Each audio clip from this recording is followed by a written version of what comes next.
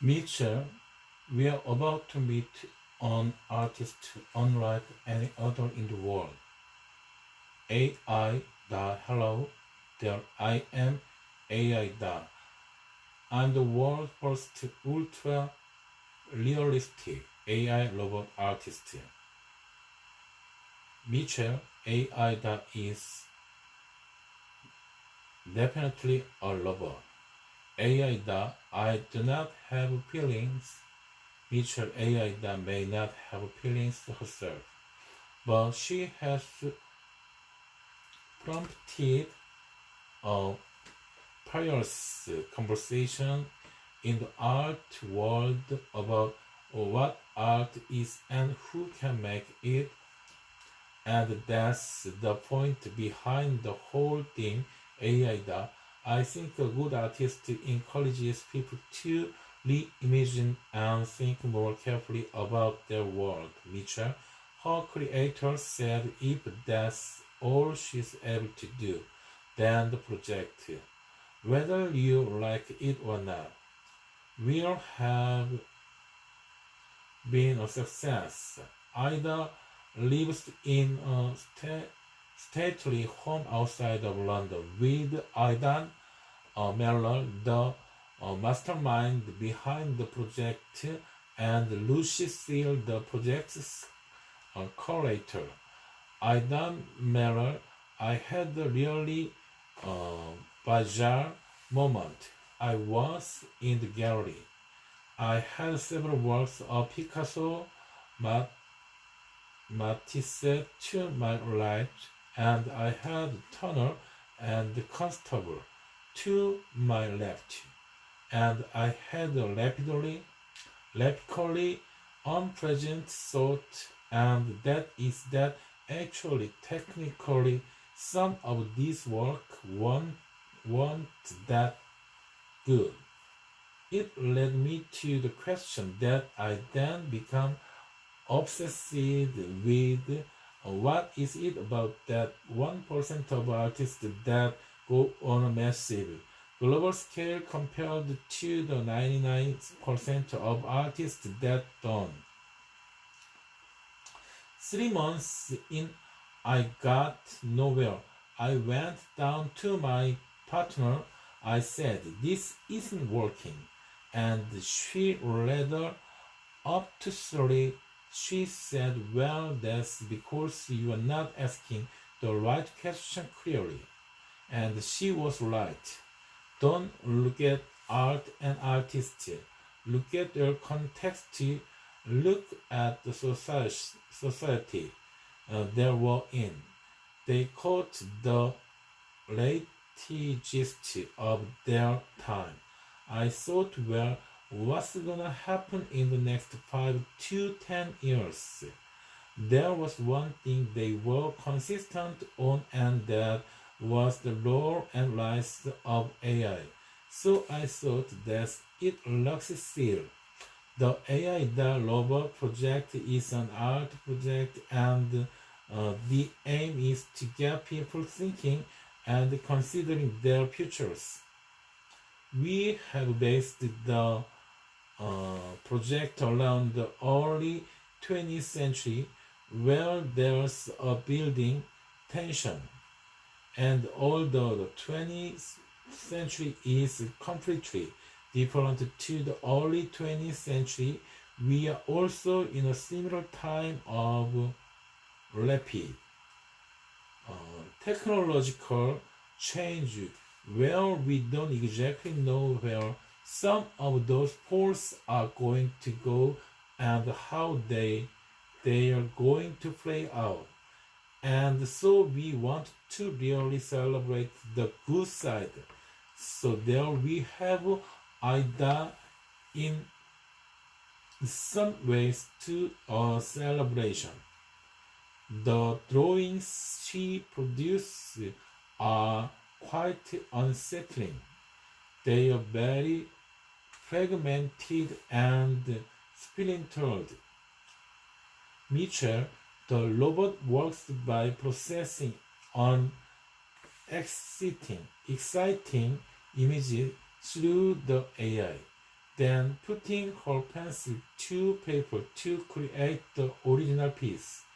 The reference image can be virtually anything. She has cameras in her eyes so she can draw what she is, or you upload an image was something or someone else.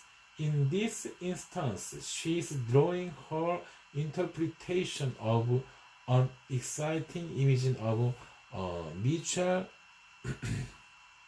Michelangelo. When she finishes, these are either presented as completely works or they are used as coordinates for more intricate piece. When a human ultimately make a brush strokes based on her original vision, you might be surprised by how interpretive it is, but according to Aidan and Lucy, that's by design. The technical team worked to actually program creativity into Ida. They determined that her work had to be new, surprising, and of value. And by those measures, Aidan and Lucy feel like they were successful. And while a machine being creative may sound counterintuitive, that debate has mostly been put to bed. The power and the potential of AI is that it is creative. It can learn on its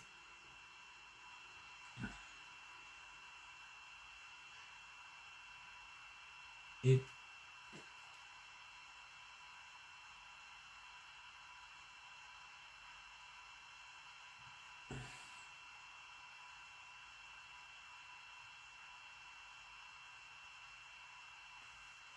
nature very like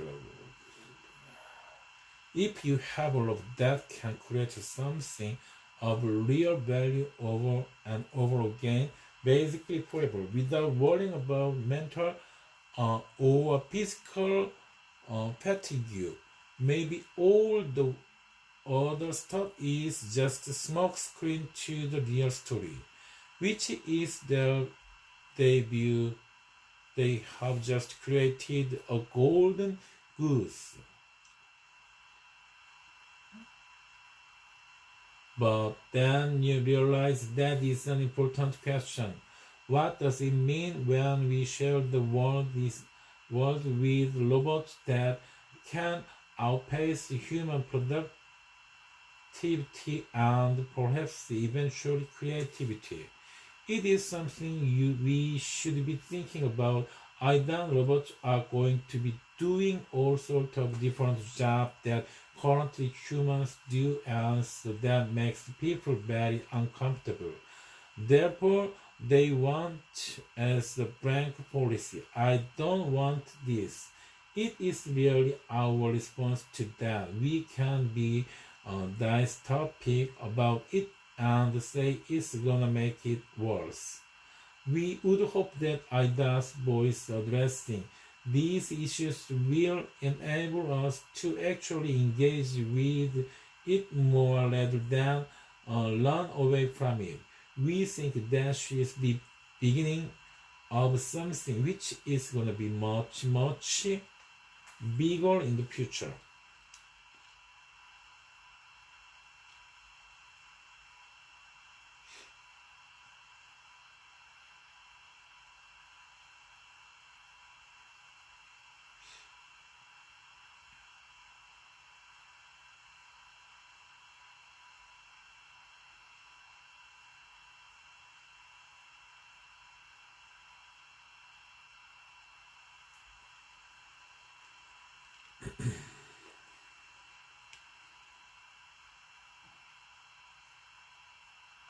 We're about to meet an artist unlike any other in the world. Hello there. I am Ada. I am the world's first ultra-realistic AI robot artist. Ada is definitely a robot. I do not have feelings. Ada may not have feelings herself, but she has prompted a fierce conversation in the art world about what art is and who can make it. And that's the point behind the whole thing. I think a good artist encourages people to reimagine and think more carefully about their world. Her creators say if that's all she's able to do, then the project, whether you like it or not, will have been a success.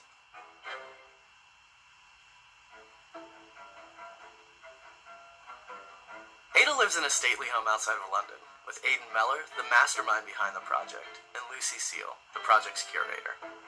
I had a really bizarre moment. I was in the gallery, and I had several works of Picasso and Matisse to my right, and I had Turner Constable to my left. And I had a radically unpleasant thought, and that is that actually, technically, some of these works weren't that good. It led me to the question that I then became obsessed with. What is it about the 1% of artists that go on a massive global scale compared to the 99% of artists that don't? 3 months in, I got nowhere. I went down to my partner and said, this isn't working. And she rather obtusely, she said, well, that's because you're not asking the right questions, clearly. And she was right. Don't look at the art and artists, look at their context. Look at the society they were in. They caught the zeitgeist of their time. I thought, well, what's going to happen in the next 5 to 10 years? There was one thing they were consistent on, and that was the role and rise of AI. So I thought, that's it. The Ada Robot Project is an art project, and the aim is to get people thinking and considering their futures. We have based the project around the early 20th century, where there's a building tension. And although the 21st century is completely different to the early 20th century, we are also in a similar time of rapid technological change, where we don't exactly know where some of those forces are going to go and how they're going to play out. And so we want to really celebrate the good sides. So though you have Ada in some ways a celebration, the drawings she produces are quite unsettling. They're very fragmented and splintered. The robot works by processing an existing image through the AI, then putting her pencil to paper to create the original piece. The reference image can be virtually anything. She has cameras in her eyes so she can draw what she sees, or you can upload an image of something or someone else. In this instance, she's drawing her interpretation of an existing image of Michelangelo. When she's finished, these are either presented as completed works, or they're used as coordinates for more intricate pieces, where a human ultimately makes the brushstrokes based on her original vision. You might be surprised by how interpretive it is, but according to Aidan and Lucy, that's by design. The technical team worked to actually program creativity into Ada. They determined that her works had to be new, surprising, and of value. And by those measures, Aidan and Lucy feel like they were successful. And while a machine being creative may sound counterintuitive, that debate has mostly been put to bed. The power and potential of AI is that it is creative. It can learn on its own and evolve. That aside, you may be left with this nagging feeling of, well, it just doesn't look very impressive, or I don't like it. But Lucy and Aidan are quick to remind us that creating good art, however you want to define it, was not their intent with the project. The purpose of Ada is to encourage conversations around the rise of advanced tech, like AI, and grapple with how it will impact different industries, like, say, art. Mirroring our fears and our insights and thoughts is a very good way to contemplate it. And that's why we think this voice of Ada is so important, because she's hopefully going to provoke and instill more debate and more considerations. Are we going to actually use these technologies to actually make a better world? Whether you like the robot, are disturbed by it, or scoff at it, that's all part and parcel with the experience. I found myself at times growing cynical. Ada has sold more than $1 million worth of art. If you have a robot that can create something of real value over and over again, basically forever, without worrying about mental or physical fatigue, maybe all the other stuff is just a smokescreen to the real story, which is, they've just created a golden goose. But then you realize that is an important question. What does it mean when we share the world with robots that can outpace human productivity and perhaps eventually creativity? It is something we should be thinking about. robots are going to be doing all sorts of different jobs that currently humans do, and so that makes people very uncomfortable. Therefore, they want as a blank policy, I don't want this. It's really our response to that. We can be dystopic about it, and so it's going to make it worse. We would hope that Ada's voice addressing these issues will enable us to actually engage with it more rather than run away from it. I think that she's the beginning of something which is going to be much, much bigger in the future. Thanks for coming on this journey with us to meet Ada. For more great videos, check out freethink.com and subscribe to our channel now.